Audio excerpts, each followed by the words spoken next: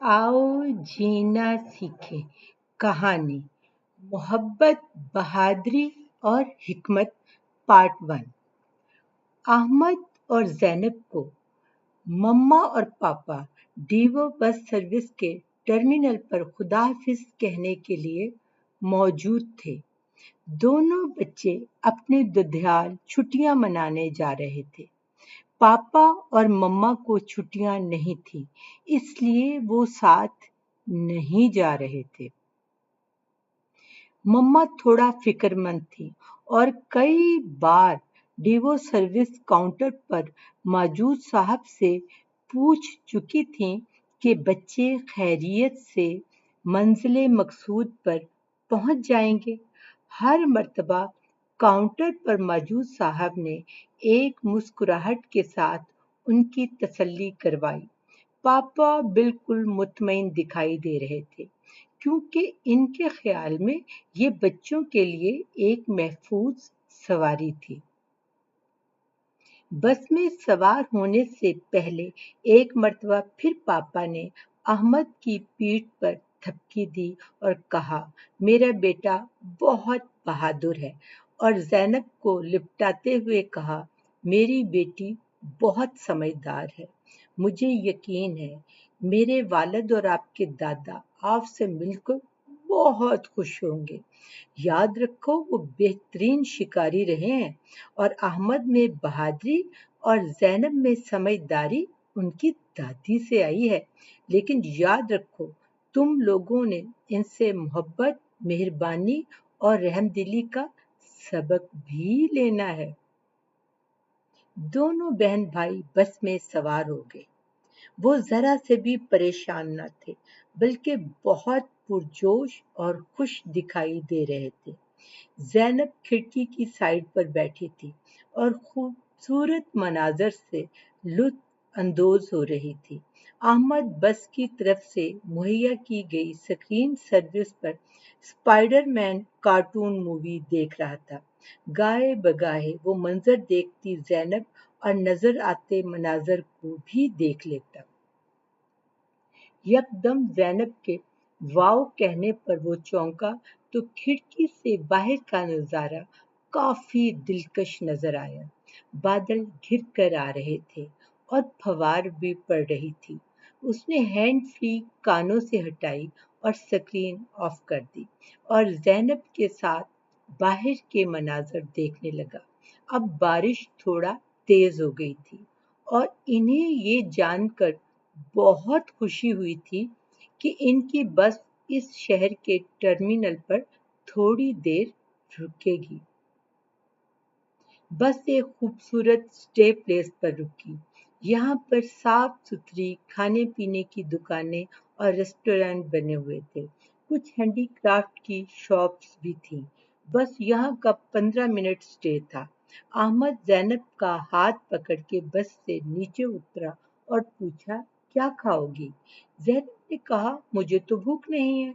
अहमद ज़ैनब को साथ लिए फास्ट फूड की चेन में दाखिल हुआ और चिकन बर्गर ऑर्डर किया।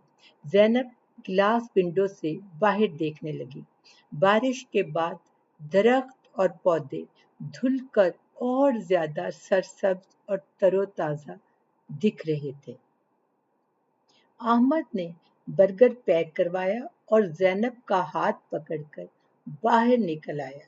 अब वो ज़ैनब के साथ एक जनरल स्टोर में दाखिल हुआ, जहां ज़ैनब ने कुछ स्नैक्स खरीदे और अहमद ने च्युइंगम उठाई तो ज़ैनब ने घूर कर देखा और कहा, मम्मा ने च्युइंगम खाने से मना किया है। अहमद ने च्युइंगम उसकी जगह पर रख दी तो ज़ैनब काउंटर पर पेमेंट के लिए आई तो अहमद ने च्युइंगम का पैकेट जल्दी से उठाकर अपनी जीन की पॉकेट में डाल लिया और दुकानदार को इशारा कर दिया। वो दोनों अपनी बस की तरफ आ गए, जहां बस रवानगी के लिए तैयार खड़ी थी।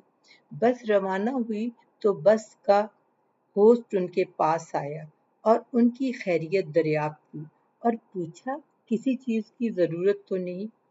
زینب اور احمد کو ہنسی آئی کیونکہ انہیں یاد آیا کہ وہ ان 4 گھنٹوں کی مسافت میں بس ہوسٹ 7ویں بار ان کی خیریت دریافت کرنے آیا تھا، اور یہ سب ان کی مما کی پریشانی کی وجہ سے تھا۔ اب احمد کا دھیان بھی کھڑکی سے نظر آتے مناظر کی طرف تھا۔ ہر لمحہ بدلتے مناظر ان کی توجہ کھینچ رہے تھے، کبھی کھیت، کبھی شہر، کبھی جنگل، تو کبھی دھواں اگلتی فیکٹریاں، کبھی دیہات اور کبھی کوئی رشی شہر۔ احمد کو احساس ہوا کہ واقعی چند گھنٹوں کی مسافت میں انہوں نے ایک دنیا دیکھ لی ہے، ایسی دنیا جو وہ اپنے شہر میں ایکسپیرئنس نہیں کرتے تھے۔ زینب اور احمد کو احساس ہو رہا تھا کہ مناظر کی تبدیلی احساسات میں بھی تبدیلی لاتی ہے، کبھی خوشگواری، کبھی ناخوشگواری، کبھی حیرانگی تو کبھی مسرت، اور کبھی نہ سمجھ میں آنے والا سکوت۔ ایک دم بس میں ہلچل ہونے سے احساس ہوا کہ وہ لوگ اپنی منزل کی جانب پہنچنے لگے ہیں، تو وہ دونوں بھی دوبارہ پرجوش ہو گئے۔ جب بس ٹرمینل پر رکی تو وہاں دادا جان اپنی بھرپور توانائی اور ہونٹوں پر شفیق مسکراہٹ لیے مہربان اور گریسفل دادی کے ساتھ پرتپاک ویلکم کے لیے پہلے سے ہی موجود تھے۔